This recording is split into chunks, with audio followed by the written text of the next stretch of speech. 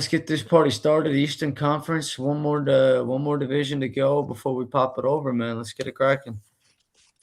Yeah, man. And, I'm hoping it's not me. I don't hear it anymore, but maybe it's coming from me when I don't Ah, it talk. doesn't matter, man. You know what? Who's gonna really, who's gonna be like, these guys fucking. I mean, what are they gonna do? Fucking cancel us or something? Like, Yeah, I'm already canceled already, bro. But oh, yeah, just wait for wait for that. But nah, man, doing great, bro. Just came from a Lifetime Gym, first time in Irvine, bro. Super nice. Just kind of opened my eyes, new vision of life. When you kind of enter those type of things. But I wanted to one other thing I want to shout out. What's his name? Is it Nate that you had a podcast about the Dodgers propaganda?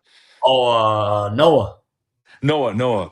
I want to shout him out, man. I think it was his debut, man. A great debut. I'm not a big baseball guy, but started getting tuned in, towards the middle of that podcast, and I think he had a great debut. Look forward to, if he pops off more often on the podcast. It was a good debut on his end. There you go. And you guys never met each. You don't even know what each other look like. That's the best I part. do not, but I was like, I saw Dodgers propaganda as a title. I was like, you know what, this might be a pretty funny podcast. It was Yeah, pretty fun. It was a pretty fun I'm one. sure part of There's some Malik memory died in lanes. that too. Yeah, I'm sure Malik was, holding his fist listening to that. Yeah, But yeah. I think he might be doing that when I talk about the Warriors division later on. But we'll say Oh, that for a damn. day. Yeah, when we get to the Western Conference, we'll make sure. Yeah, we'll make sure we get the. We'll make sure Malik know. I mean, he'll know. He'll know. We, He'll lo- know. we He'll love know. Malik. We love Malik.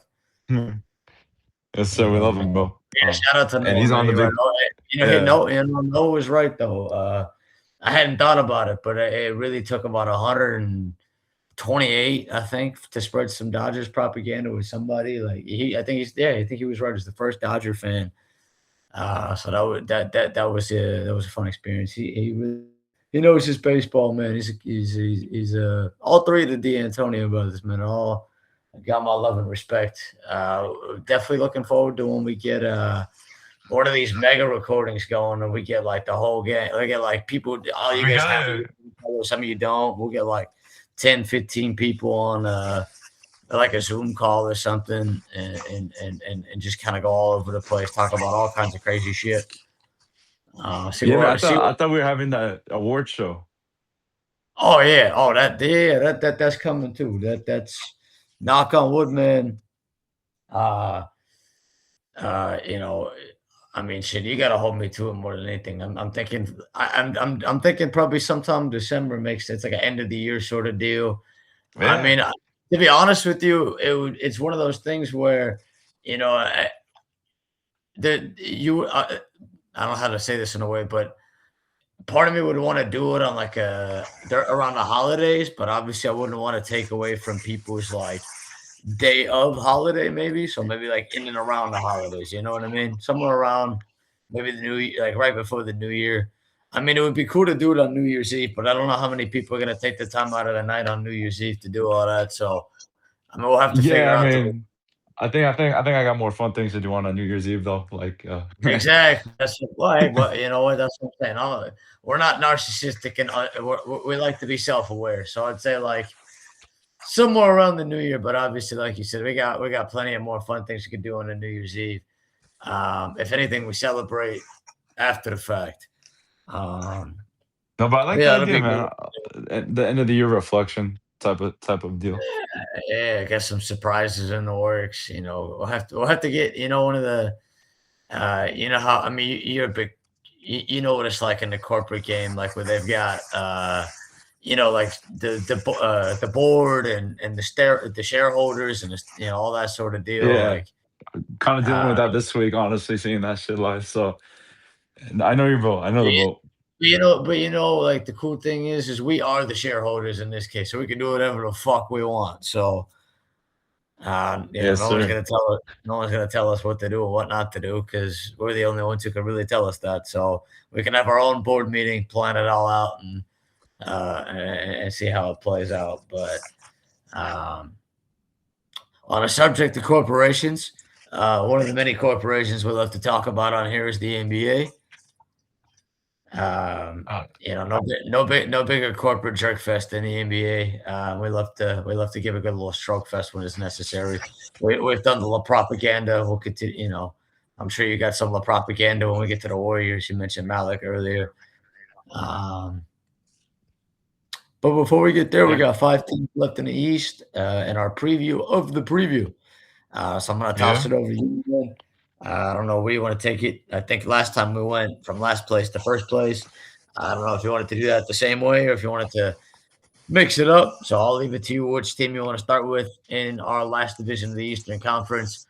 And probably in the next couple of minutes, we will be talking about nothing to do with the NBA, just like we've been doing for the last 7.5 minutes or so. But that's the beauty of this bad boy. Yes, sir, man. Beauty of the podcast.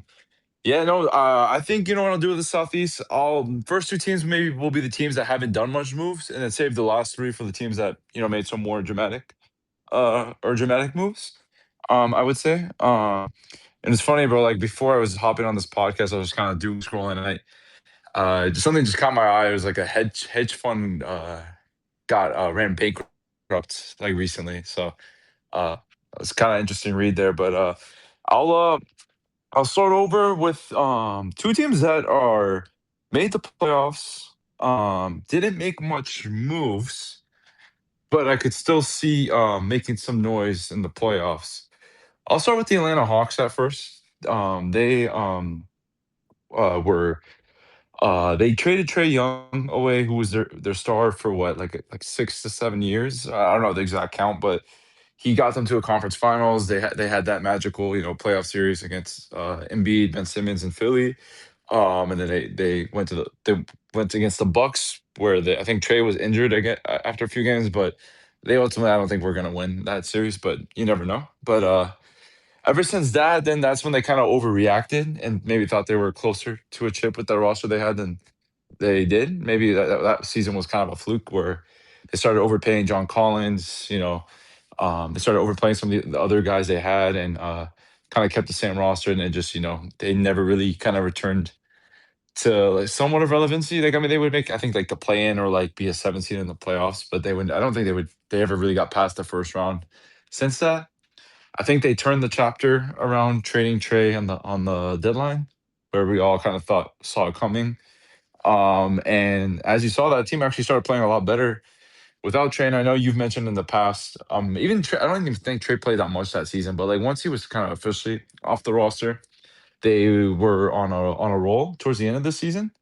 They were one of the hottest teams entering the playoffs, and I think they gave the next probably the one of the best fights in the whole playoff run. Them and the Spurs. Um, I think Jalen Johnson. He's a superstar that is kind of still under the radar. Like people don't talk him that much, but I think he's been putting up great numbers the past few years, and now that like Trey is gone, it's officially like his team now. Um, and they yeah, man, they gave Knicks the scares last season, so. I know I'm looking up the moves they made right now, but they got Lou Dort, who's like he's a hard plays defense type of guard, physical. And I think the Thunder traded him away because of the whole like apron shit, the money saving, so they had to trade him away, and the Hawks grabbed him, and it's kind of savvy from Presti because the Spurs, I think, have the Hawks first round pick, so it's gonna hurt the Spurs pick more by getting Lou Dort. Also, I think they got correct me if I'm wrong, but they got Aaron Wiggins as well, right? Yeah, From the Thunder. what's funny is they made 2 trades with the Thunder, and they were separate trades. Yeah, and then they So also re-signed some of the guys they acquired earlier, like CJ McCollum, who's a big bonus in the playoffs, or like showed some. I know he's older, but I think he provides that scoring veteran that he showed up against the Knicks, and then they re-signed Jock Landale, who I think is pretty solid player from who they got from the Grizzlies. I know they got Ryan Nemhard as well in the Dort trade. Um, and then I mean, you know better about the draft pick. I'll let you touch on that in a bit. But they also made one kind of turning the chapter where they got rid of that number one pick a few years ago. Zachary Ricochet just never worked out with this team. Ricochet, yeah, Zachary Ricochet, yeah, went to Dallas on the Nemhard Dort deal, yeah. But I think ultimately, not as dramatic of a offseason, but I think it's still pretty good. I think they made good minor moves, getting someone now players like Dort, Aaron Wiggins, and kind of keeping the same roster that was working. I think Jalen Johnson again will get to prove like who he is, and hopefully he gets maybe more attention. Atlanta is a big city, and they'll have that continuity now, and they kind of know what works with that team. And also last season as well, they got the most improved player, Alexander Walker. Yep, And he is a great player. He finally got more. He kind of finally showed more flash with the Hawks. Even with a kind of deeper team the Hawks have, like, he still got to show like his flash, and it's crazy, dude. The T Wolves had him, McDaniel's, they had him, McDaniel's, Gobert, Anthony Edwards, Julius Randle, they had a pretty loaded team, man. And they're starting to like. I mean, that's a separate team, but they're like they had a pretty loaded team, and it makes sense why they made like conference finals with that team. But besides that point, he's in the Hawks now, and he's showing big flashes with that team. And I like Oniki Okongwu. I think Dyson Daniels is a pretty good player as well. I think he had maybe a little bit of a slump this past season, regular season, compared to his rookie year. But I still think he's a pretty solid player.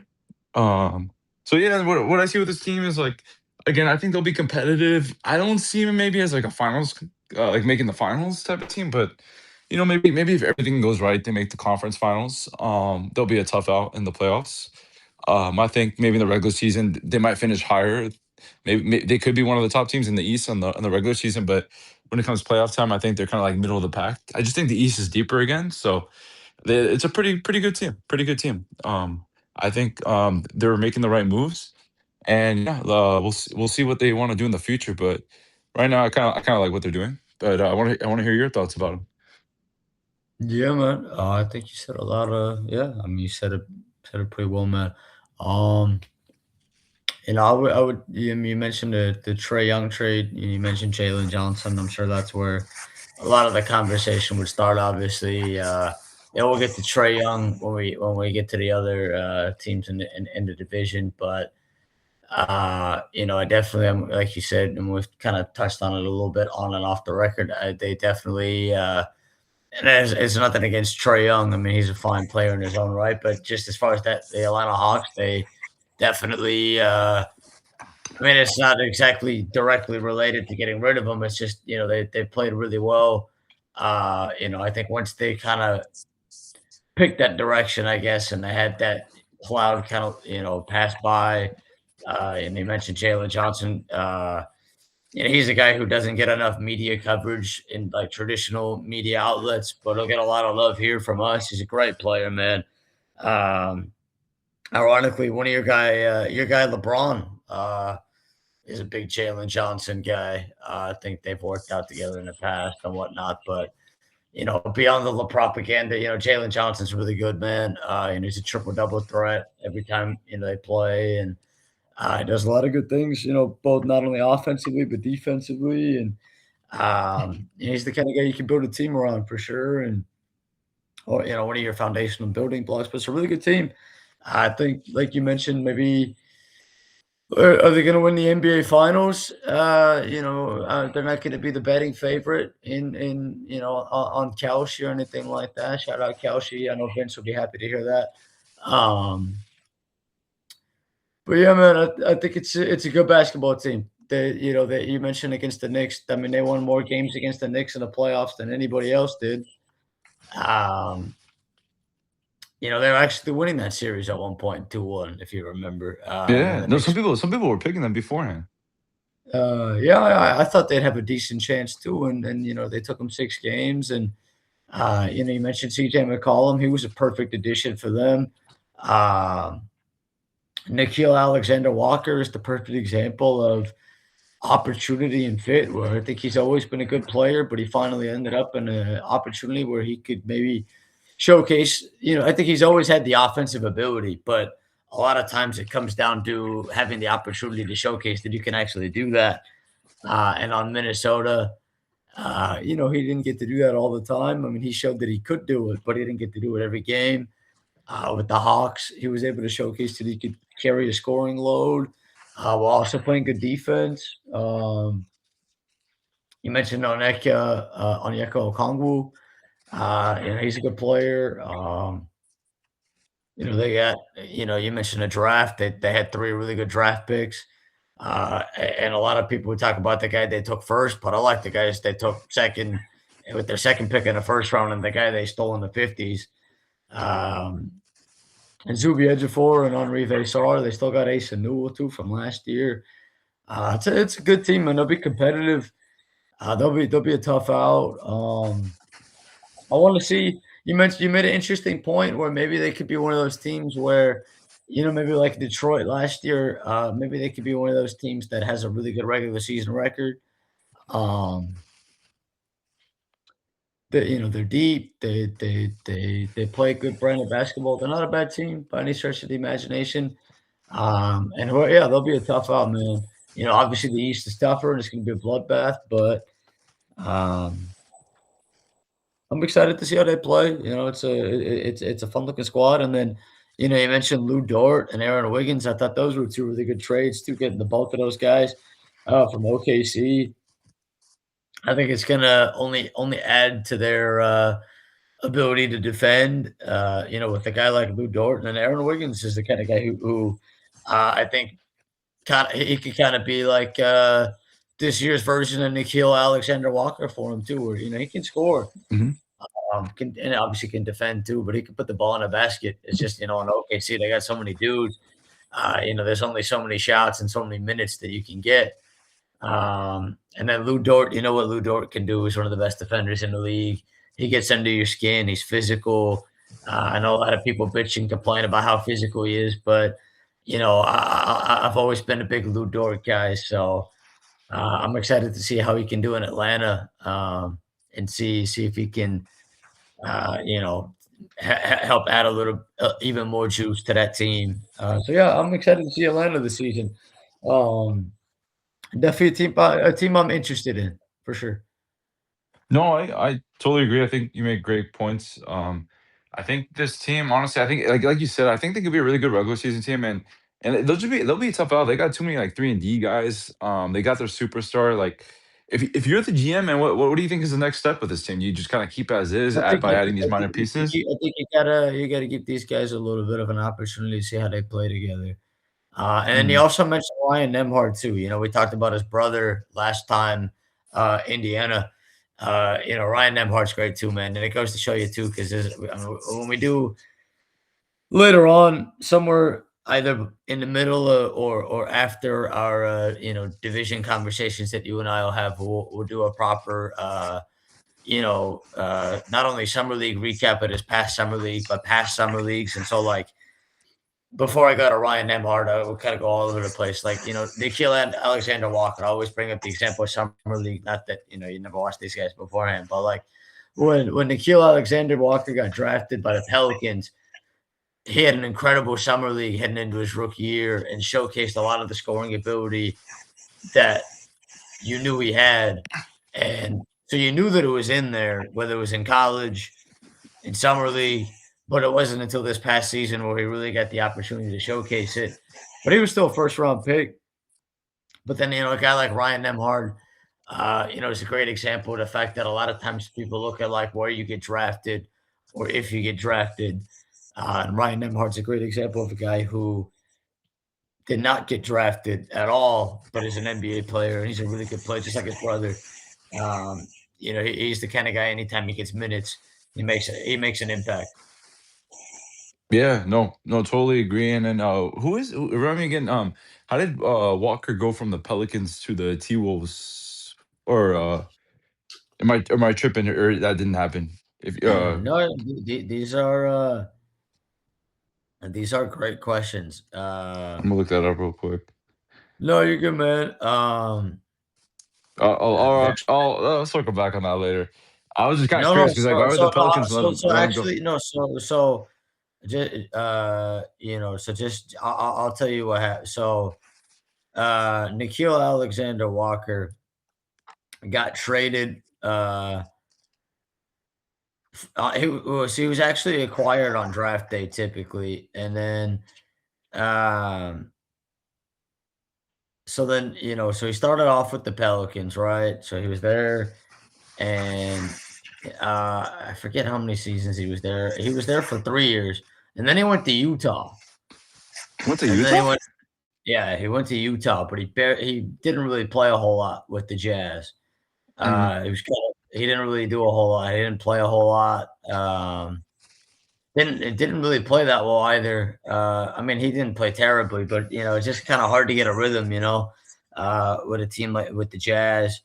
But then after Utah is when he went from Utah to the Timberwolves, and then he was with the Timberwolves, and it was only really um, well, he got traded from Utah to Minnesota he went to Minnesota mid-season, and then he had 2 full years in Minnesota, and it was in those 2 full years in Minnesota where, you know, he showed a little bit, but then I mean, he always had it in him, but then, you know, it's just an opportunity thing. Like, if you go through his career, he never had the ability to have as much of an offensive role as he did this past season. Like, I think it's always been there. It just took from 2019, 2020 season to the 25-26 season, but he's still only 27. yeah, no, So that's fair, man. it just It's like you said, man. Opportunity and fit. yeah, you gotta be patient sometimes too, man. A lot, you know, in a world of instant success, you know, it goes to show you gotta be patient with these guys. And, you know, the way I always look at it is if someone shows you they can do something, it's in there. It's just a matter of being able to get it out of them and putting them in a position to be able to do that. Um, you know, so you know, credit to him. He took advantage of the opportunity. He got paid. And not only did he get paid, you know, you always knew like when he first came into the league, I thought he had the offense ability. What kept him in the league and what got him the contract in Atlanta was the defensive ability. And you know, now he got the opportunity to showcase the offensive ability was always there, you know, was always there, was already there. Mhm. Um, yeah, he's a good player, man. So and then you mentioned Dyson Daniels. I mean, uh you know, maybe hey, look, is he the best player on planet Earth? I mean, I know you say a little bit of a down year, but you know, I know you know steals sometimes are a misleading stat because the best defenders are not that you know steals. Just because you get a lot of steals doesn't mean you're a great defender. It has Mhm. you know steal has nothing to do with that. But you know, he did lead the league in steals not too long ago, and he does have the on ball defensive abilities. But you know, they got a fun defensive lineup they could throw out there with you know Dyson Daniels and you know, Nikhil Alexander Jordan. Walker, Lou Dort, and Jalen Johnson. Like those are some dudes that can play some defense, man. They'll be a tough out. Like, Yeah. uh, yeah, I think you know, and then they got a lot of these young guys too that you know if they can make a little bit of an impact off the rip too, whether it's the rookie second year guys and whatnot. Um, they got an interesting little squad, man. No, they do, they do, and I just remembered, like, Alexander Walker's actually I think he's, like, Shay's cousin, Yeah, but yeah. Him and Shea are cousins. They're both cousins. They both play for Canada for the national team. Um, yeah, no, they're you know they're really close, obviously, and goes to show you it's a good bloodline, man. Good genetics. yeah, Um, but I will, as much as we pivot wanna talk over, about yeah. the Hawks, yeah, but, I Yeah, no, we will don't want to spend switch too over. much time. I mean, we'll save that for the 5 hour preview another day. But yeah, we want to do surface level preview to the preview. No, I think it's good, I just think, it's still got Yeah, we got got to 4 go on more to teams the to go Orlando through. Magic. Orlando Yeah, Magic, Orlando baby. Magic, man, they made they barely made the playoffs, right? They won a few playing games, or they lose the first one and they won the second one, right? Yeah, that's what happened. They lost against Philly and they beat the Charlotte Hornets. Then Yeah, they they beat the played shit. the Piss. Then they beat or they played the Pistons where they were up 3-1, and then Out of they blew 3-1 lead to the number one seed Pistons, and then that coach, Mosley, I think his name is, he got Yep, they fired, fired which him, was and then mm, yep, and then when we get to the West, they hired him, the Pelicans. yeah, and I know that that was coming for a while, right, throughout the season. They all knew that he was going to get fired at some point, and I think he was already flirting with the Pelicans throughout the season. Probably, I just that's what I heard. I don't know if it's true, but um, besides that point, they Sources sources okay. tell you, man. Sources told you. Just roll with it. Sources, I think I saw a YouTube video or some shit where they said some shit like that. Sources tell Philly too, sources tell you know. But basically, though, this team, not as much splash activity. I mean, they had an addition where Wagner is, I guess, going to be healthy this year because he was. I don't think they ever had that big three playing at all, like that much healthy at all last season. They made their splash with getting Desmond Bain last season, making that trade. Paulo, their number one pick, what, 4 or 5 years ago. He's been good. He's an all-star level player, but I think the question is like, can he? I like him, but and some people might think he's overrated or versus not, but I think the real question is though, like, can he be your franchise player to win a championship or kind of at least be competitive on it? I don't think he's shown that yet. I think he's shown that he's like an all star type player. But I don't know, him being as ball dominant, not being able to shoot as well, can lead you to be like a true championship competitive team.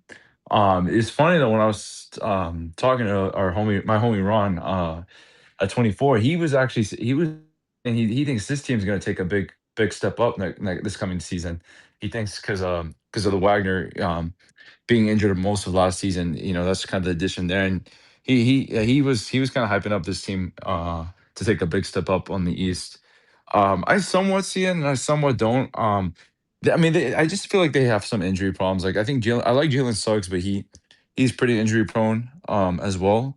On paper, it sounds like a good team, man. Like they got like Jalen Suggs, Desmond Bain, Wagner, Paulo, and Carter.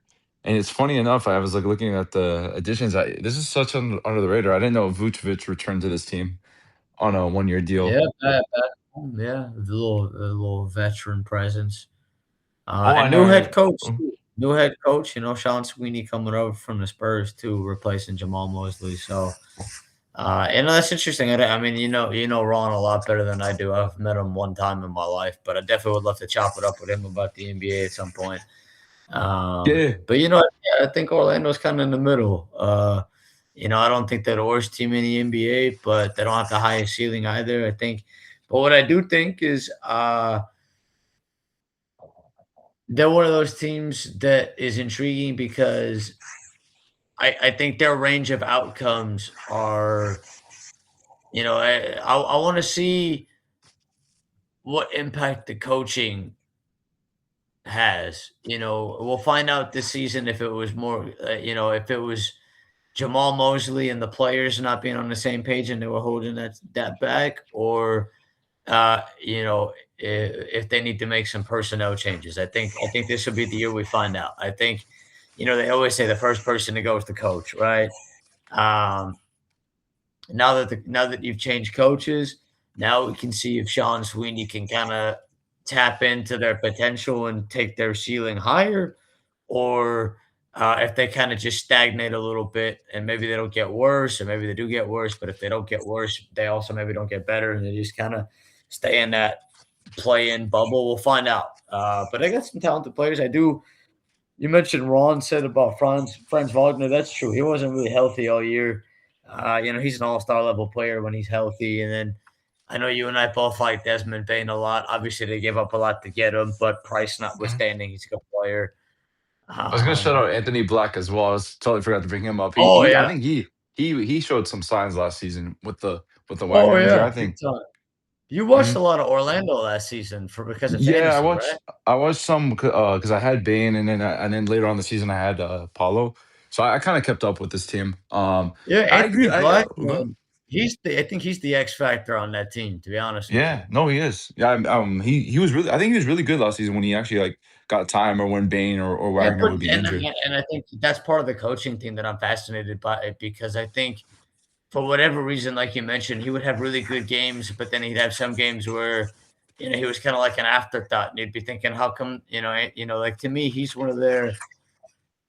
I think they need to put him in a little bit more of an expanded role and let him really take. Like if I think if the coaching staff that comes in makes a couple of tweaks and lets him play, we talked about a guy like Nikhil Alexander Walker being a most improved player. Like obviously, I think it's a flawed award, but I think in the context of it, like I think Anthony Black could be one of those guys who maybe he won't be the most improved because it won't be shocking maybe to you and I per se, but in the Mhm. media sense, it wouldn't surprise me maybe if he ends up being one of those guys who were saying, not we, you and I, but people are like, hey, well, this Anthony Black guy's pretty good.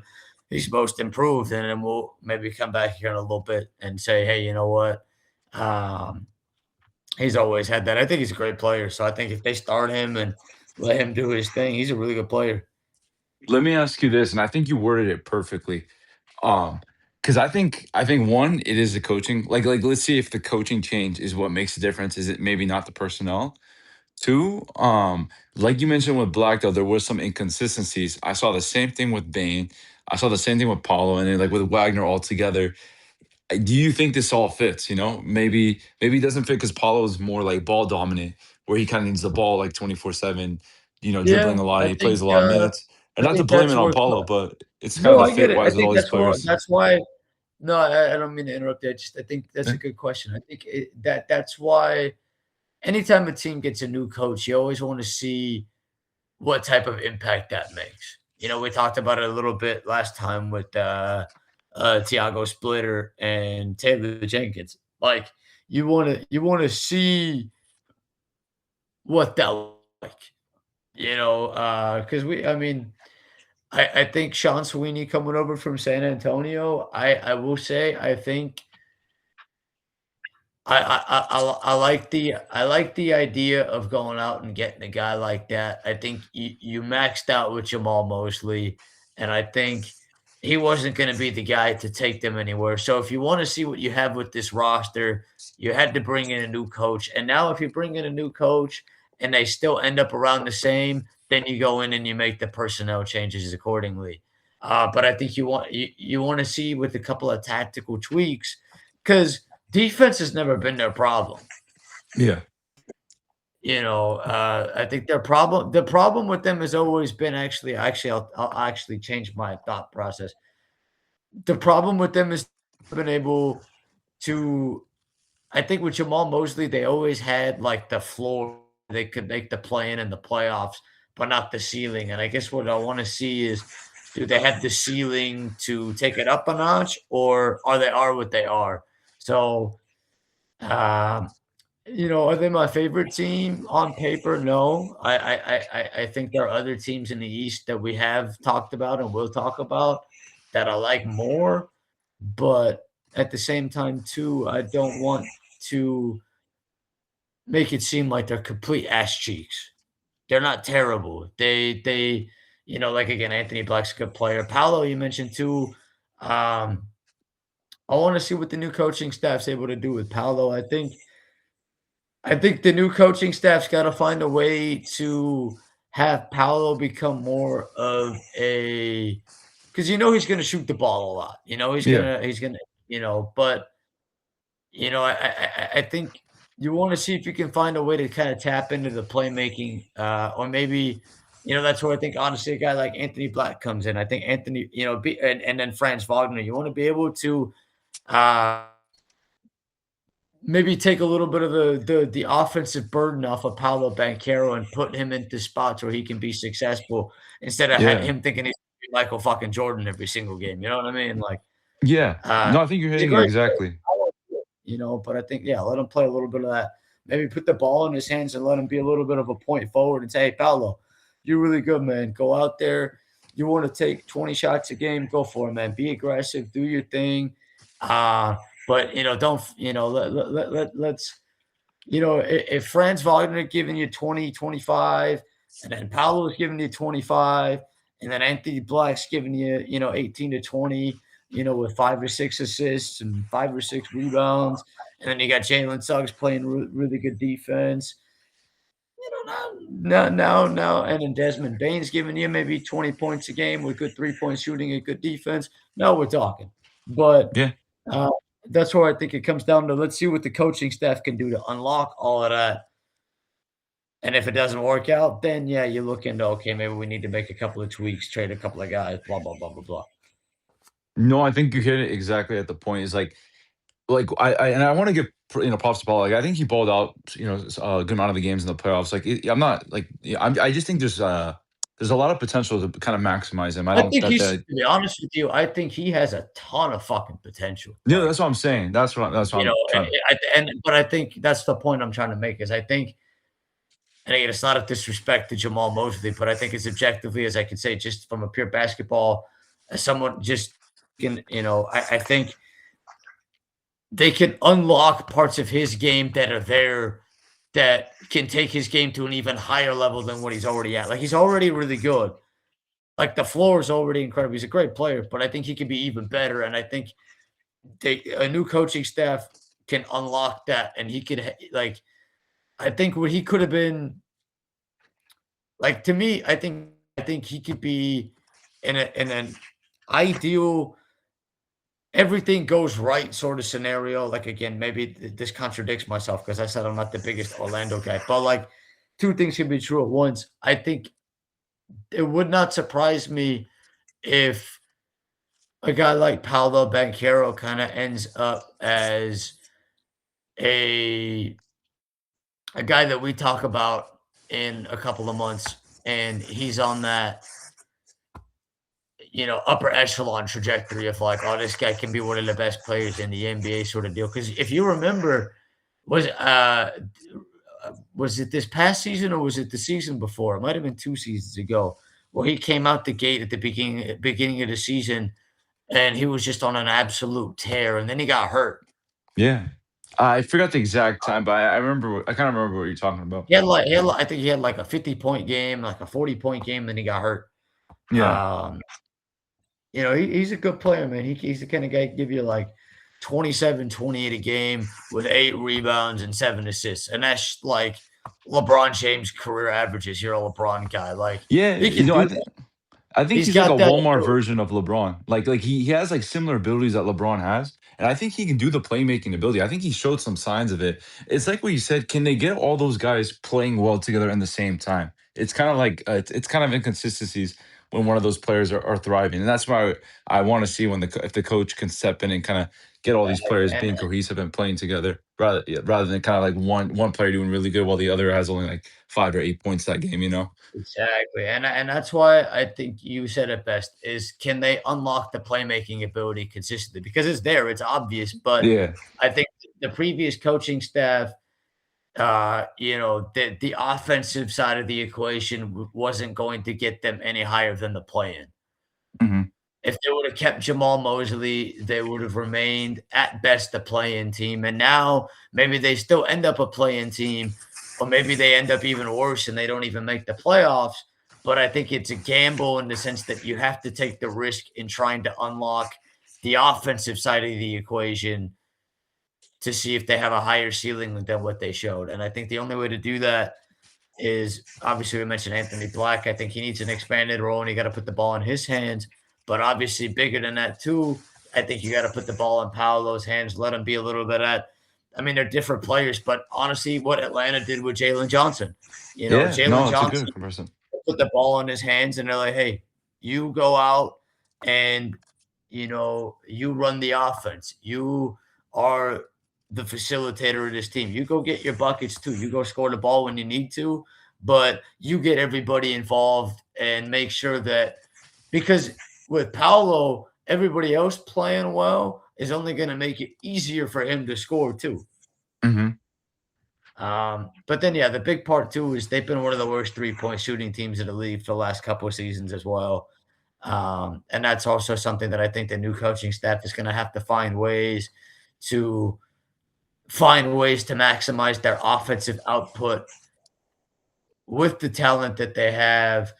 And then I think a guy like Franz Wagner also should not be forgotten. He's a great player. Yeah, no, totally agree. Yeah, it's funny. Like this team didn't make much moves, but like they got big questions to answer before they start making like dramatic moves, or if they want to stay Yeah. packed, depending on what happens next season. So I think, yeah, we're in the same boat with this team. Yeah, we'll see what happens. We'll see what happens. Next team I'll switch over is the Charlotte Hornets. They were in the plan. They barely missed the playoffs. I think they were heating up the second half of the year. Um, Hottest team they in the NBA from January 1st until they got dick slapped by the Orlando Magic, aforementioned in the play-in. Hottest they were a top 5 team in the NBA, before they got dick slapped by the Magic. Yeah, and surprisingly after that, they traded their like the well-known player, and which we'll talk about coming up, like LaMelo Ball. They got Naz Reid, who is a pretty good player. I was gonna say, I mean, obviously they showed some signs with Colin Kneppel coming off his rookie year. He was, one of the top rookies fighting for rookie of the year. Brandon Miller, he's really good. He just has injury concerns at times, but he showed some signs, showed some growth as well. This past season, they have Naz Reid, and then I think they made that Kobe White trade because maybe they knew they were gonna kind of give up on the Lamelo side of things in the offseason. So they got Kobe White, who's a pretty good solid player. And then I like Diabate, the center they have. Uh, and then regarding their bench, I don't know much on their bench end, but before I go on there, what did you think about like the LaMelo Ball trade? Did you think they gave up on him soon, or you think it was time to do so? Maybe they didn't want to pay him later on. What are your thoughts about the Lamelo Ball It's side? such a tough question, man, because it's gonna sound like I'm talking both sides of my ass. Um, but Oh, they traded Miles Bridges as well, by the way, too. I forgot about that yeah, too. yeah, Miles Bridges is with the Phoenix Suns now. Um, they got Dorian Finney-Smith as well, from Hmm. Houston. And then, they have 2 really intriguing first round rookies. Uh, yeah, man, with Charlotte, you mentioned the LaMelo Ball thing. It's such an interesting thing, man, because I think it's all it's hard to say, because again, it's gonna sound like I'm talking out of both sides of my ass, but I agree and disagree with the trade in the sense that I think LaMelo Ball's a really good player, and I actually think in many ways, I think he's under maybe undervalued, underappreciated a little bit league wide. I think, the name value obviously notwithstanding, like he's a really good player. I think Minnesota, when we get to them, I think that was a really uh, you know, Ballsy I move. like I like the aggressive move by Minnesota. It's one of those things where I like it for both teams almost, if that makes sense. Mhm. Like maybe on the offset, yes, it was maybe a little surprising because, like I mentioned, Charlotte was a top 5 team in the league from January 1st until they got slapped by the Hornets, and LaMelo Ball was a big reason because of that. The way that they played, the reason why they won a lot, he was the engine of that team, if you will, running the show, pushing the pace, like, the way that he pushes the tempo it's just it's contagious in a lot of ways. Um, One of the really fascinating players to watch. It's like watching a street ball that play in the NBA. Like, he Yeah, never met a shot he doesn't like, got all the confidence in the world. Seems like it really is like a kid's game, and he plays it like he's a kid. Um, and I mean that as a compliment. I think he's a really he had his best season as a pro, but I say all that, and I actually kinda like it for Charlotte in the sense that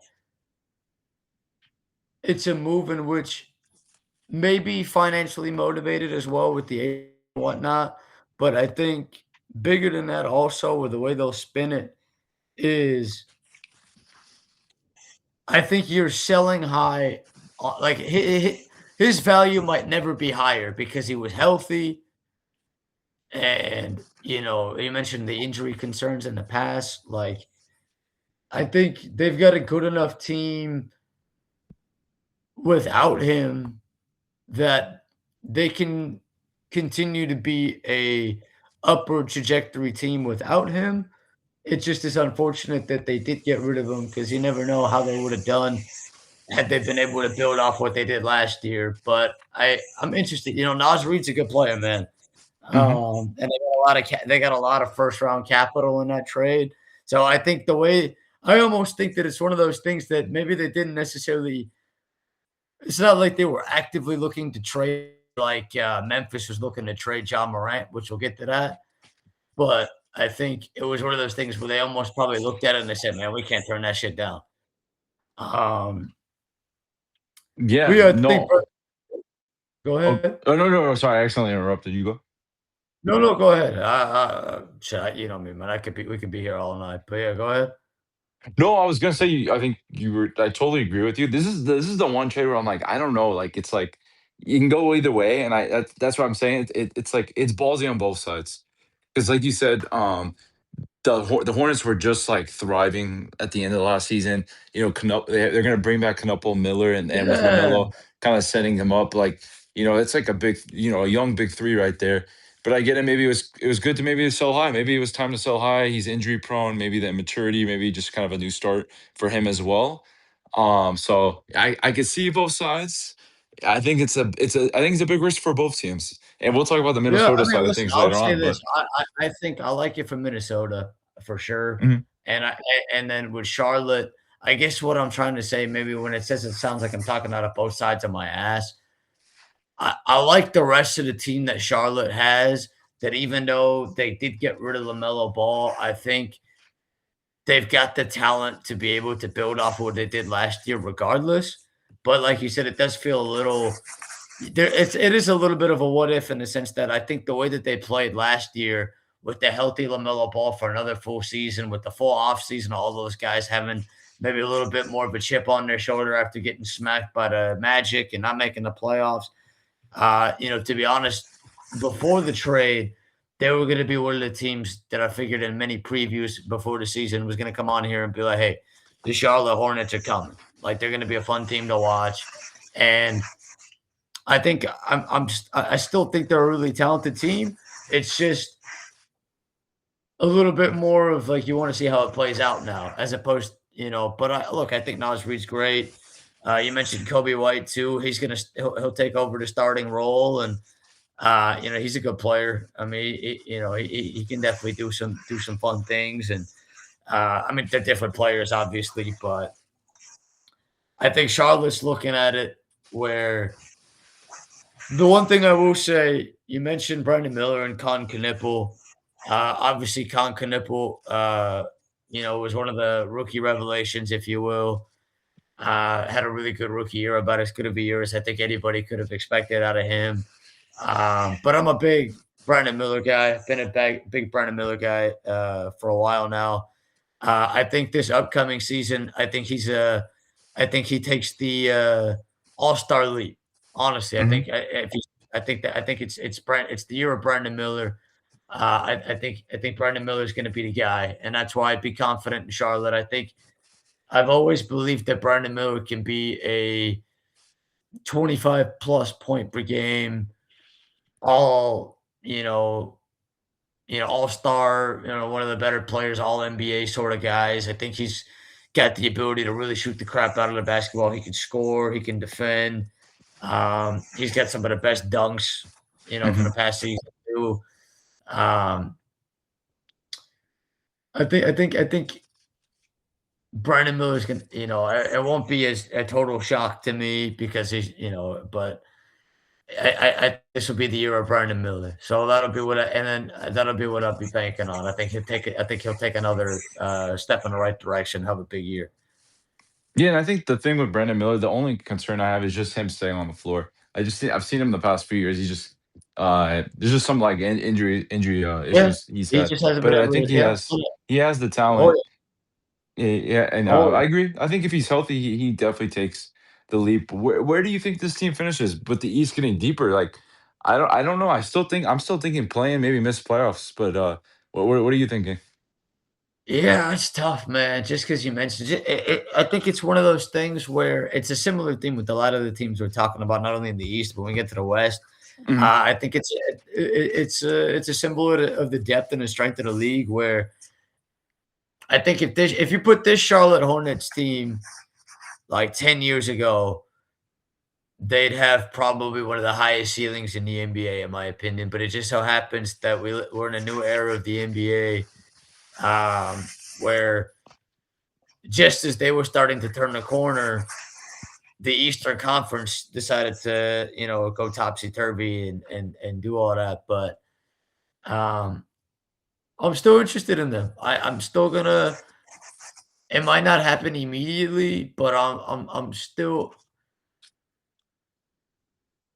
I'm higher on the Hornets than I am on some of the other teams that either we have talked about or that we haven't talked about. Um, but the LaMelo Ball thing just kind of complicates it a little bit, just because you you don't know what it's going to look like fully. But I can envision it, and I do think, you know what, man, it wouldn't surprise me if they're we kind of said it with Atlanta, or maybe Atlanta is one of those teams. Wouldn't surprise me with Charlotte. It would not surprise me if Charlotte's one of those teams that ends up with a better record in the regular season than a lot of people are going to expect, and they end up in the top 6 in the playoffs. Maybe they don't make a deep playoff run, but it wouldn't surprise me. But then it also, yeah, maybe it wouldn't surprise me if they don't make it at all. I think that just speaks volumes to the strength of the Eastern Conference more than anything else. Yeah, and then before I move on to the other two, just let me remind you, man. It's not. I'm not trying to talk shit on Charlotte. I just think the East is too deep, bro. Because you still have. I'm No, just gonna count it, out Philly, New York, Toronto with Kawhi. That's three from the Atlantic. Boston, I would probably say maybe is better, or maybe they take a huge fall. We'll see. That's 3 to 4 right there. You got Detroit, Cleveland, and Indiana, three right there. And then you still got Orlando, Atlanta, the two we talked about, Miami, and maybe Washington. That's just a lot of teams, man. Like that, it's Yeah, gonna be no, hard. I mean, it just speaks to the strength of the league, but we didn't mention, when they made the Miles Bridges trade, they did go out, they got Grayson Allen in that. Grayson Allen, Hmm. back in the state of North Carolina, he's always been one of those guys. I think he'll add a little bit of an edge to them off the bench, give him a little bit of scoring juice, a little bit of, a guy, like Liam McNeely. I thought he played pretty well in summer league. I want to see what he can do. They got another, Sion James and Ryan Kalkbrenner from last year. Two second-year guys. The two rookies they drafted, Hannes Steinbeck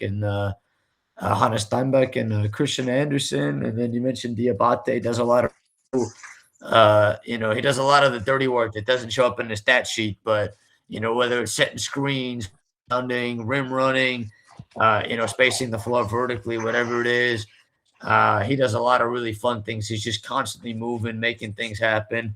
Dorian Finney-Smith's always been one of those, underrated players. So yeah, look, are they going to be NBA champion Charlotte Hornets? Maybe not, but um, and they got Royce O'Neal in that deal too, by the way, in the Miles Hmm. Bridges deal. He's always been one of those solid guys you can kind of bring off the bench. And Grant Williams, they still have him as well. So is it the best team in the league on paper? No, but um, I want to see how it plays. To be honest, I want to see what it looks like with Nas Reed too. I think Nas Reed, we mentioned it kind of, with Minnesota with Nikhil Alexander Walker. Hmm. Nas Reed, you know, uh, he didn't start for the T Wolves as a six man of the year kind of guy. I think he starts in Charlotte potentially, and if he starts and he gets the expanded role, he's the kind of guy who can really take a huge, the talent's always been there, but on the night, he could be the kind of guy, he gives you 17, 18, 20 a night, 7, 8, rebounds. That's a damn good player. He can shoot. Uh, he's going to bring a little bit of that, someone who's been to the Western Conference Finals a couple of times. Hmm. Uh, don't sleep on him. Don't sleep on Charlotte.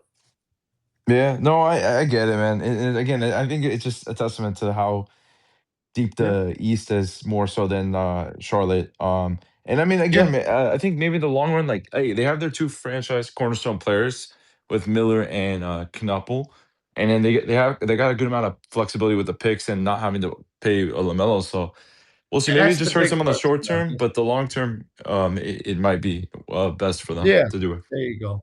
There you go. So it's a wait and see thing. But yeah, there will, all that said, I guess part of the talking out of both sides of my ass, there is a part of me that wishes we would have gotten one full season from how they played in the second half of last season with, with the LaMelo Ball kind of back there. But when we get to Minnesota, I'm really excited to see how LaMelo fits with the T Wolves as well.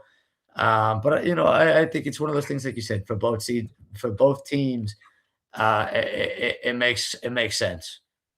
Yeah, and then two more teams. There's one Mhm. team I really am excited to talk about, and that's the Washington Wizards.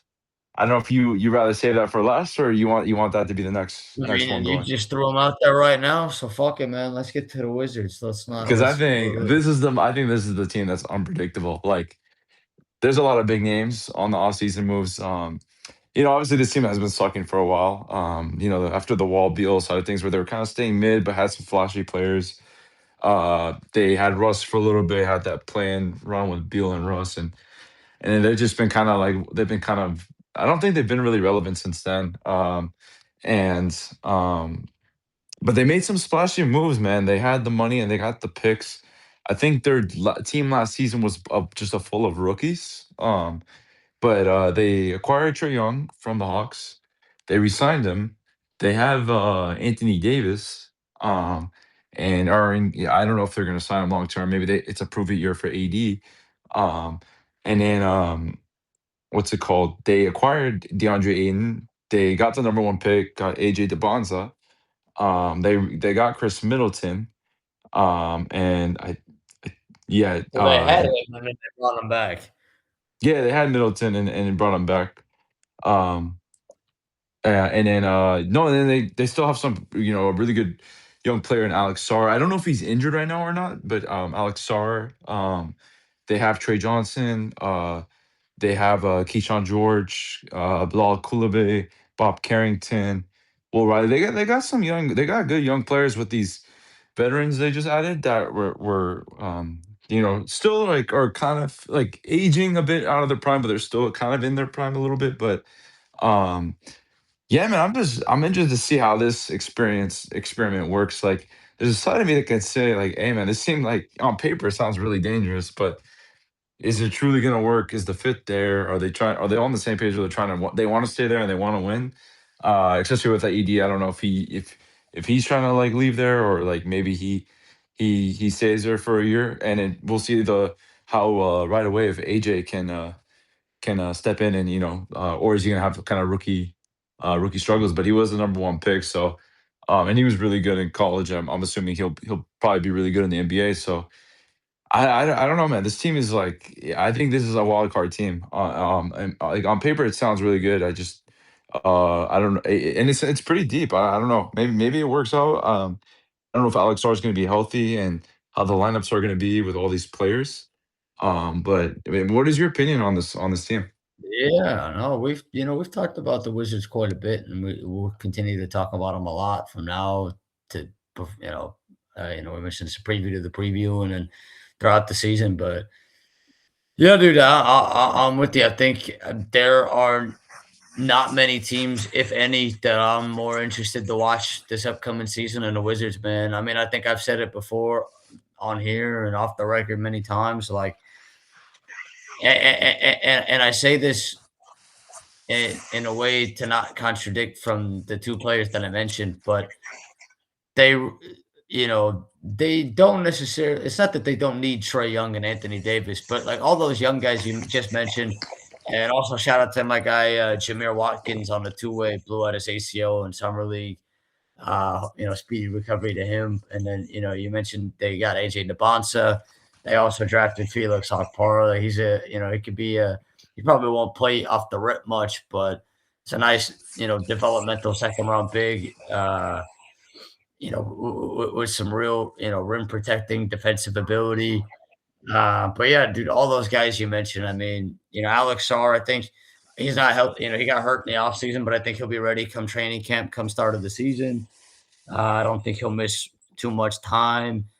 Uh, Trey Johnson, man. I mean, to be honest with you, that dude, you will not find many bigger Trey Johnson dudes on the planet when it comes to a basketball perspective than me. I think that dude's a really, really good basketball player. He can score with the best of them. He's a traditional three-level scorer. He can shoot he's got unlimited range. He can score at all three levels. He's not a bad defender for a guy who gets a lot of buckets as well. Um, I'm a big fan of his game. He's the kind of guy on a different team. I mean, you clear the deck and you let I mean, you put him on one of these shittier teams that we'll get to. Like he's your foundational building block, and he almost maybe gets lost on the shuffle because of how many players they have. But like him, you have the ability to put him. You got AJ DeBonsa you drafted. But I mentioned Trey Johnson. You're not going to find many bigger, Will Riley guys than me as well. I think that dude's, both of those guys could score the crap out of the basketball. And they do, they do other things, but the scoring potential to me is off the charts with both of them. Keyshawn George is really good. Bilal Koulibaly does some really interesting things. He can really get after it defensively. Uh, Bob Carrington. He's probably the backup point guard. He could be one of the best backup point guards in the league. Um, that's a talented team, man. They got a Yeah, lot of. it's like it's funny, Var, because I remember when we were talking about it. I think it was like during the beginning of the playoffs. We said the Wizards, and I was like, "What?" But then now it's like it makes sense why this is like a very Yeah, interesting team. and that's one of those things where it's like, look, Anthony Davis and Trey Young are going to get a lot of the coverage, and that's part of the reason why there's been an increase in. There's been a lot more coverage on the Wizards in traditional media outlets because they got AJ DeBonsa, they got Trey Young and Anthony Davis, but like, don't forget about all these other guys like Trey Johnson, Will Riley, Keyshawn George, Bilal Koulibaly, Alex Sarr. That's a starting Yeah, five right there. and you still have Like, AJ DeBonsa too, the number and one they pick. still What is got that? AJ DeBonsa, so And it's Chris like, Middleton, like who's a veteran. and So yeah, and then you've got Middleton back, like, and then you mentioned they acquired DeAndre Ayton as well. He doesn't really, DeAndre Ayton doesn't have as much pressure on the Wizards as he did with the Lakers because DeAndre Ayton can just go do what he does, and if I'm he gonna be honest, sucks, bro. I don't think he's like gonna really get much minutes, man. They got no, AD I and don't think so either. I don't even think he's, yeah. to be honest with you, DeAndre Ayton. Fuck him, man. I don't even need him too. Like, no offense to DeAndre Ayton, but like I know like they got him. I don't even really like, he's not a terrible player, but like, why not take the stab? Like, fuck it, you go get him. Like, why not? But yeah, all these other guys, man, like, and so there are the only element I'm fascinated, and I think part of what makes it interesting. I just don't want to see Trey Young and Anthony Davis take away from the runway, which should be all of these young players. But I think if in a in the utopian scenario, Trey Young, we mentioned him with Atlanta. Part of the reason why Atlanta played so much better without him than with him is because as good as he is offensively, you have to do a lot to make up for him defensively. But Correct. with the guys that we just mentioned, there's probably not a better team for Trey Young to play on paper in the sense that he doesn't like they can cover for his ass. Yeah. Like with Alex Sarr and AD being able to both play together potentially with that sort of interior rim protection, with some of these guys we mentioned on the wings, you can maybe cover for Trey Young. And I stand by my point. I don't think they need Trey Young or Anthony Davis, But I think by that same token, they didn't have to give up any of these guys or really anything to get either one of them, which makes Yeah. the wild card part so fascinating because it's still Trey Young and Anthony Davis. So it's like, you know, Trey Young is going to be a guy every year that he's healthy. You know, he's 1, 2, 3 in assists probably. And, Mhm. Anthony Davis, the big thing with AD is he going to stay healthy or not? Probably same thing with Trey Young. But if they do both stay healthy and they can kind of bring these young guys along and not take away from their development and, just kind of help, it's a wild card. So yeah, it's that part, and then the coaching element is the part that I want to see more than anything. I want to see. I think it's a big year for the coaching staff. Um, I think there are parts within the coaching staff that I have yet to see that I want to see because I think the coaching part will be crucial, especially finding a way to make sure that you keep all of these young guys engaged, keep them locked in, keep their development your core priority without getting too caught up in, yeah, you want to try and be a playoff team and accelerate, you don't want to be, number one pick or whatever. I get that. But let these young guys develop together because they are going to be the future of the team. So yeah, they're a big wild card, man. I definitely think. Listen, I think they can make the playoffs though, for sure. Yeah, By yeah. absolutely. No, and I just think again, like the biggest, like if I had to give the concerns, is Trey Young going to sabotage this team where he's going to be dribbling the air out of the basketball, not playing any defense, and they already signed him to a long term deal, so it looks like they're pretty stuck with Trey if they want to go that route. It's like what you said, they got these bigs on the cheap. So it was kind of a good way to build it out, I guess. Like get these big names on the cheap. You got all these young players that you don't have to pay money right now, so you can kind of get away with this. Where that's why they can get away with like overpaying for like a Trey Young. You Or got to taking spend the money somewhere. Shit, might as well yeah. spend it on Trae Young. I mean, it's worth the gamble. And you know what, too? If it really comes down to it and it doesn't work out, they've got the flexibility to be able to withstand the fact that it doesn't work out because they still got all these guys. So it's like because of what they didn't have to give up. Obviously, they gave him a big bag, beyond the bag, of course, but, they didn't really give up a whole lot to get him. I mean, CJ McCollum wasn't gonna stick around much longer anyways, and that was I mean, and then Anthony Davis, they didn't really have to give up a whole lot to get AD either, so, um, We'll see if they I pay him yeah, though. They might have to. They might it might be just a 1 year rental with AD, or he gets traded, or they lose him, or maybe they give him that big extension that Rich Paul and him are trying to get. say that one more time? Anthony, you Oh, kinda was it, did I cut off? I was saying you you didn't cut they off, but I just yeah.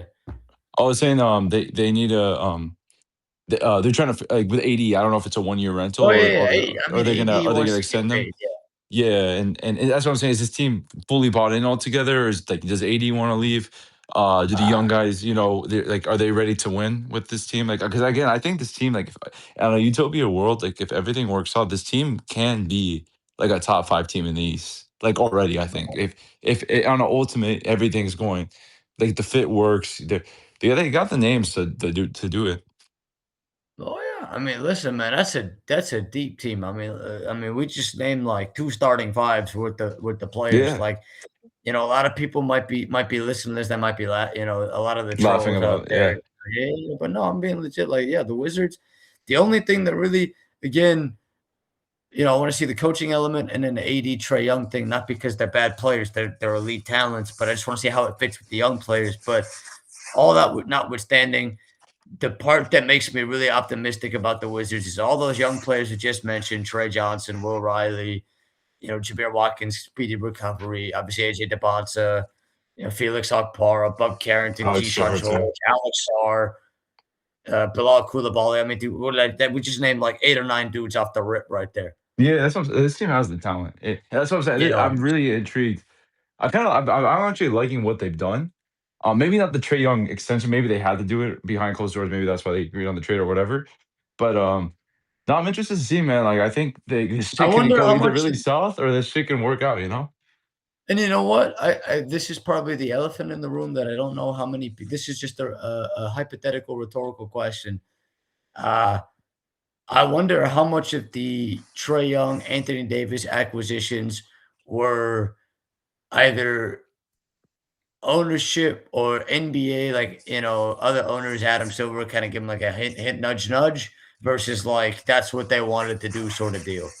Um, but I will say the last thing I'll say on the Wizards, the biggest reason why a couple of years ago, I was really, for the first time, optimistic about the Wizards was when they hired Will Dawkins and Michael Winger from Oklahoma City. And I figured that, we always like to say here, a broken clock can be right twice a day. The Wizards haven't really been that great in our lifetime. The best teams that they've had in our lifetime were those John Wall, Bradley Beal, Otto Porter Jr. teams that made it to, like, what was it, the second round a couple of times. Um, I mean, those are good teams, but they never got over the hump. Um, That front office, I believed in them when they got hired. And I want to see the full fruits of that vision. I want to see how it plays out, man. Because again, we haven't even really talked. Out of all those young guys, we probably talked about AJ DeBonsa the least. So it's like, Yeah. uh, but yeah, like Trey Johnson, Will Riley, Alex R, man, dude, Alex R No, he's has really an good. incredibly Yeah. high ceiling. He's a really good player, man. And then, Keyshawn George has a really high ceiling. He's a really good player. Like, There should be no I'm reason really why this team doesn't at least like be in play in contention, which and that's very low, honestly. Like, and that's I, why I I think it's a big year for the coaching staff. If they end it up is not like they making have the no playoffs, excuses. yeah, and that's why I think, because I think if they would have fired Brian Keefe a year or two ago, I wouldn't have really batted much of an eye, but they kept him around. Um, and it's a big year for Brian Keefe to prove that he's the guy to hold on to the job. Like, I'll give you an example. Like, when we get to you and I and when Armand and I did the great Take It controversy of 2026, we talked a lot about the Jazz and the Wizards. When we get to the West, we'll talk about the Jazz. Yeah. Like, the one difference between the Jazz and the Wizards in a coaching sense is I think, I've had confidence in Will Hardy for many years. I think part of the only I think ownership on down was the one going to not Will Riley, Will Hardy, and kind of saying like, hey, like, we're trying to, tank a little bit, like, pull players out of games or whatnot. But the Jazz will always. I guess I've seen more out of Will Hardy as a coach. Sometimes he's made some dumb decisions too, hasn't been perfect, but with Brian Keefe, I think it's a big year for him to prove that he's the guy for the job. Yeah. No, I agree. They I got agree. they got the talent. And I'm repeating like even if there is injuries, this team should not be bottom like what they've been doing the past few years. Like Listen, they man, should at least I be hate to playing say it. contention. Like, if Trey Young or Anthony Davis get hurt, they still should not be one of the 3 or 4 or 5 worst, like, even without those guys, or, like, with one of those guys in and out of the lineup, like, they have enough talent to where they should take a leap. Yeah. No, I totally agree. There should be no excuses on that. They should be taking a leap. Yeah, no, like again, we could talk about this team all day. There's just I think Oh, that yeah. this is a Oh, yeah. very fascinating team. Won't get But much more fascinating for sure, man. One final more team, team, huh? man, the Wow, 305 Miami Heat, bro. 305. We've talked about the Giannis trade. I think a few times in the past. I think again, like I personally think Milwaukee won the trade a little bit, but I get why Miami did it. They kind of got their the superstar back in the big city. I think this is like a few year project. I don't think this is gonna work right off the bat. I still think they can, they'll be middle of the pack, and if everything goes right, they can possibly make the finals if everything goes right type of deal. And I still think they have more moves to make. I just think they need to add some shooting. I think everyone knows that, but you got Giannis and Bam on the front line. Your defense, and with that Miami culture, your defense is going to be on fire. And they still got some solid players. Again, I think they still need to restructure this roster a bit, but I again like I get why they did the trade. They got Giannis with Bam, and they lost Norman Powell. They lost some key players that we've talked about when we previewed the Bucks that were key, like Hackes, Hero, Ware. So I again, like, I think this team is maybe middle of the pack. Maybe could fall all the way to plan. We'll see. I think it's too reliant on Giannis and Bam. If one of them gets injured, like, this team could fall off a bit. But they're pretty. I think they're pretty durable guys. So I don't see that maybe as much games, but you never know. But yeah, and again, they got some solid players, but I think this is a I think you should the second year with Giannis is we'll see more improvement with this Heat team. But that's my and I think if they got LeBron, I would have been more serious about the team. More like I would think there'd be legit contenders. Um, but they lost on that race. I think getting LeBron on that 2 year or 2 mil whatever deal what he got would have been a big help for the Heat for the 1 year like rental, but or 1 to 2 year rental. But they lost to Philly. Philly got him, and I think they need to figure out what's the next steps to kind of rebuild them around Giannis and Bam. But what are your thoughts about this team? Yeah, man. I mean, it was still so many angles in Miami. Part of the reason why this is we said a preview to the preview in many ways is a preview to the preview of the preview. Because Miami's one of those teams that's not done yet. They're gonna make a couple of moves that we don't know what the final moves will be. So we will have to come back and add to that because we don't know which players there's going to be. We don't know if it's going to be. Are they going to find a way? Maybe Dallas buys out Clay Thompson and they get Clay Thompson. Is it going to be a DeMar DeRozan? Is it going to be a Bradley Beal? Is it going to be somebody else? They're going to get somebody. We don't know who it is, but they got a couple of open roster spots to fill, so the picture's not fully complete yet. Um, Giannis has had some health injuries himself, and I think you kind of said it Oh yeah, where you're right. I totally forgot last season he was injured a lot. But go ahead. no, no, you're good. I mean, Bam plays quite a bit. I get it, but I mean, I guess it wouldn't surprise me. We always like to say on here, two things can be true at once. It wouldn't surprise me if Miami ends up as one of those playing sort of deals, but it also on the same side won't surprise me. You hear a lot about heat culture and all. They find guys that contribute that people in traditional media circles, get all freaked out. They're like, "Where the hell did these guys come from?" And they're good players. They just, I don't know, maybe either it's ignorance or stupidity or dumbing the game down or whatever it is. But I'll give a couple examples of what I mean. Like, you know, uh, a guy like Ryan Conwell that they drafted in the second round, or they traded for technically with OKC. They traded up to OKC's pick in the second round. They drafted him. A lot of people, I guarantee you, brother, you could book this down. You could put it in Hmm. writing at 11:33 p.m. on Thursday, July 30th. You could put this in writing, so that way, you and I'm serious when I say this. The ESPNs of the world, they're gonna come here in 4 or 5 months or whatever it is, and they're gonna say Miami Heat culture. They've done it again. They found this guy that nobody knew about, and he's some bum that they picked off of the streets of wherever the hell. And this is a guy who's averaged 18 points per game in college for 3 consecutive seasons at 3 consecutive schools. He can shoot the crap out of the ball. Played really well for them in summer league as well. I think he's a guy who can make a little bit of an instant impact for them as well. You mentioned Miami needs shooting. This dude can shoot the crap out of the basketball. I think he's got Hmm. a little bit better on the ball ability. Um, one of the undrafted guys they got as well. Trey Donaldson, I think, also will make the team. He's on a two-way. I think he'll make the team. Like as example, Pella Larson is a guy I Yeah, think he's will good be. too. I think he'll take. I think he will take a leap this season.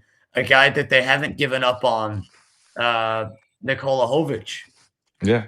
Uh, Not to be confused with that guy Nikola Jokic.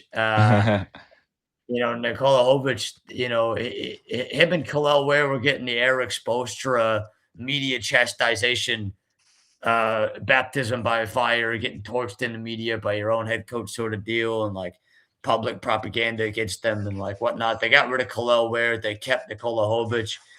Um, I think he's got talent to his game that, um, but so I think two things would be true at once. I think they got Bobby Portis in the honest trade too. I think Oh Bobby will yeah, fit in. forgot about Well.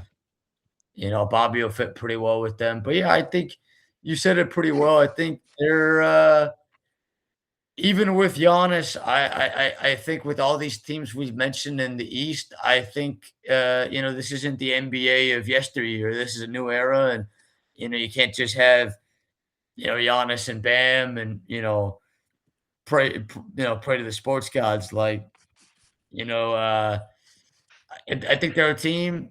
Look, if they make the play-in and they make it out of the play-in and they make it to the playoffs and everybody's healthy, in a seven-game series, they'll be a tough out. They Yeah. could beat anybody in a seven-game series if it comes down to it.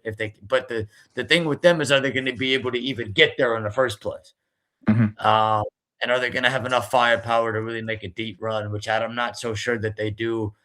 Like you mentioned, I think this is more of a maybe year two, year three. Like I think getting Giannis was the trade that they've been hunting for, but they're not, they don't. I think the way that the East is set up right now, they have to make more moves, and that's why it's an incomplete picture because I want to see what kind of guys do they go out and get with these last remaining roster spots.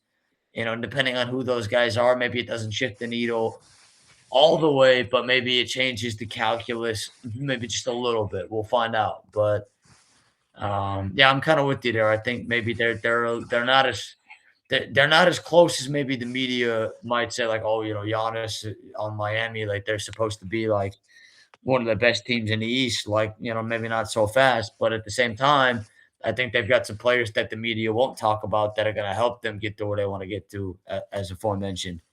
And then, like I said, at 11:33, so 3 minutes ago when I started yammering, Ryan Conwell, you can put it down in writing. Like it'll be the guy. They'll be like, oh yeah, the Heat have done it again. How the hell did they find this guy? Like what they did with AJ Mitchell and OKC. Like, oh, how the hell did they find this guy? Can't found him out of nowhere. And it's like it's not rocket science. These are good basketball players. It's just people. It's either dumbing the game down, to ignorance, or stupidity. Not sure which one is the best of the three, but it's one of them. But lock it down. Yeah, no, no, totally agree. Again, like this team can be, I think the floor is like a plan, and I think ceiling is like if everything really goes right, they make the right moves, maybe they make the finals.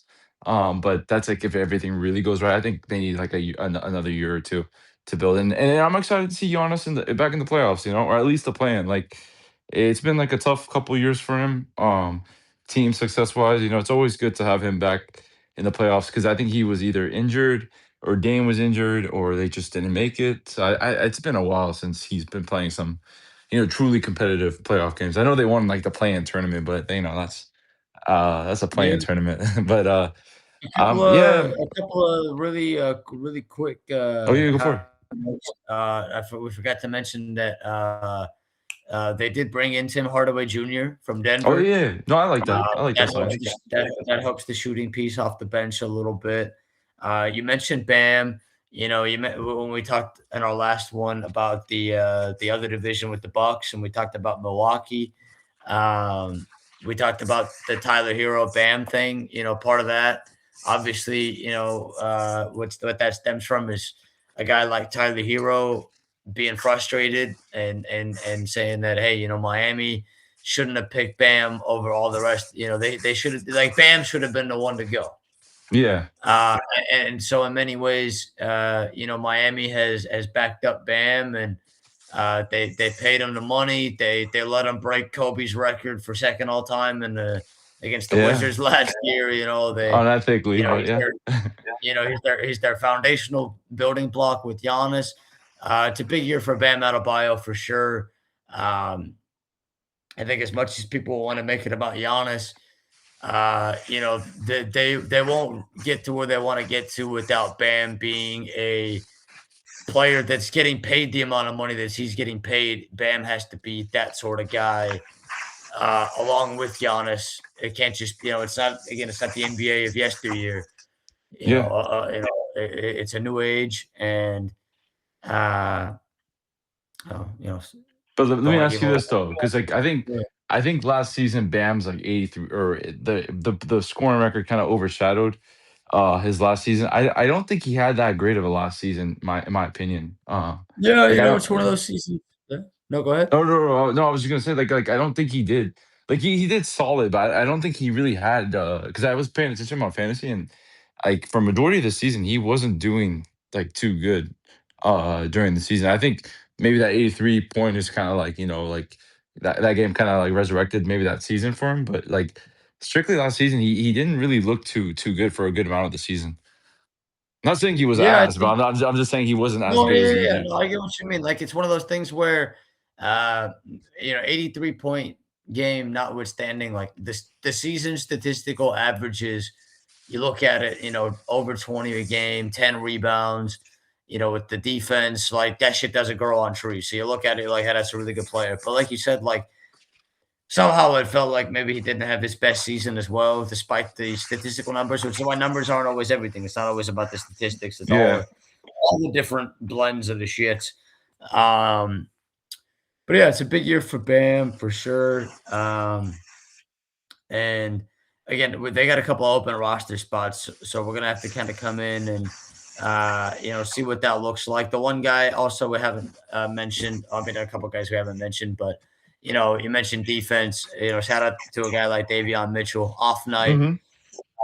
he's a really good defender too, and I think he took a leap as far as being able to facilitate the ball, and he's maybe not the best offensive player on planet Earth, but I don't think he was ever as bad as what he maybe got the ability to do in his first couple of years, in the league, whether it was in Sacramento or Toronto or whatever it was. I think, yeah, look, I think Davion Mitchell, he's a really good defender. And then, they still got Wiggins too, and Wiggins is just kind of one of those guys. He just kind of feels like he kicks it. He's just gonna, he'll play his games. He'll get 16, 18 a night, and uh, some nights he'll have really good nights, and some nights he'll just be okay. But he just kind of does his thing. But yeah, I think they're in an interesting spot. I don't know about NBA Finals. I think it depends. It really depends. You know, Might be a uh, stretch saying that. I agree. but it's not. Look, it's not impossible. I'm not. It's not like. It's not like saying. It's not like saying the Kings are going to win the NBA Finals this season. It's not totally far fetched, but like. By the same token, I think when you look at the East, I think they have a couple of moves left, and that's why I would be hesitant to. We'll see what moves they make. We'll see who they get. I Yeah, mean, and then I want to make it clear, I'm not picking them. I'm just saying, like, if everything goes right, maybe oh yeah, I the mean, yeah, potential I is. get that. Everything goes right. Yeah, and they get to the playoffs. You think back to the Jimmy Butler days, like they were playing, and then they get into the playoffs, and then they make it to the conference finals or the NBA finals. And even though they didn't win the whole thing, I mean, for those couple of years, they were one of the best teams in the NBA, even though they didn't win the finals, just because they were consistently making deep runs, even though they were kind of like playing consistently year after year. So yeah, they look if they get into the playoffs and everybody's healthy, it doesn't matter if they're the 8 seed or the 2 seed, they'll have a shot. But that's where I think these last remaining roster spots that they do have to fill. Again, maybe they're not a top 6 team. Maybe they get one of the play-in spots and they make it 7 and 8. But if you go out and depending on who these guys are, look, maybe these guys don't light up the regular season and they're not, all NBA or nothing that they're gonna get, obviously, but can they help win you a game or two in the playoffs when it comes down to it, when the game slows down? Can they, can they help you get over the hump? I think we'll see what kind of guy that is. Whether and we don't know. We're just speculating until it happens. But once it happens, then we can kind of come in here and say, okay, they got Clay Thompson or DeMar DeRozan or Bradley Beal or Nick Richards or whatever, and then we can say, okay, well maybe it doesn't move the needle much, maybe it does. Just depends who it is. Yeah, no, man. Totally agree. And yeah, man, dude, this division is actually really interesting, man. Before covering it, I wasn't thinking much of it out of it, but then like when I started looking at the teams, I was like, wait, this is actually a really interesting division. Yeah, dude, the East is gonna be fun, man. And you know what the best part is? It's only the preview to the preview to the preview to the preview. So we got many more conversations to come. But on that note, our first of many previews and conversations throughout the season. 15 teams down, all in the Eastern Conference, which means the next time you and I come on here, we're going to get the opportunity to chop it up Western Conference style. Yeah, Western Conference next, but no, I think this East preview has Well, been a which blast, division man. you think we're going to start with? We don't know yet. So Oh, for go, the people. West, maybe I'm just going on order how the ESPN has it. You should we do Northwest? Fuck it. We can figure it out when it gets closer. But I just Yeah. like I kind of threw you a grenade there. We have no idea, by the way. Just anybody out there, we had no idea which one we'll start with first. We'll figure it out. Maybe it will Yeah, we'll be. figure it out. Yeah, maybe. I mean, yeah, we'll figure it out. We'll cross that bridge. I mean, that would be a good one. We mentioned a couple of those teams already, kind of uh, somewhat inadvertently, or just kind of alluded to them. So it might not be a bad idea. We talked about a lot of those teams already. The So transition to them. Actually, we did, bro. We talked about three of them: OKC, Minnesota, and Utah. yeah, so we're halfway there. And we talked about Um, Jokic too, so that's actually a quarter or more of it, almost all of it. Yeah, that's 80% right there. Yeah, it's crazy. Crazy, man. Crazy times, crazy world. But my man, I know, we could be here all night, but unfortunately, well, actually, I don't want to say unfortunately, because fortunately, we'll be back very soon and we'll have many more opportunities to add to these conversations. But, I appreciate you taking the time to do all this. And before any last thoughts or? Last thoughts, man. Everyone just enjoy life, man. Let's keep it simple like that. There you go. Enjoy your life, and definitely make sure we're about 5 months out from New Year's Eve. Make sure you got some fun New Year's Eve plan. Maybe they'll come party up with you, man. We'll Yeah, wait in the new year. maybe they'll. Can you hear me? Yeah, I can hear you. Oh, I was like, maybe they'll join the Duffy Bowl on a Saturday, but we'll see. Hey, there you go, man. Hey, drop the pin. Let the people know. And then we'll have the award ceremony for people to look forward to. Make sure we get everybody in the same room, and we'll have a couple of private board meetings too. And we are the stakeholders. So and the people are the stakeholders. So that's the best part. So yeah, cheers to it all, man. Like you said, enjoy life, stay safe, and enjoy the weekend, and stay tuned for many more in store. We got a lot in the works here, so we're looking Yes, forward sir. to it all. Stick with it, baby. Cheers, man. Cheers. Peace out, everyone.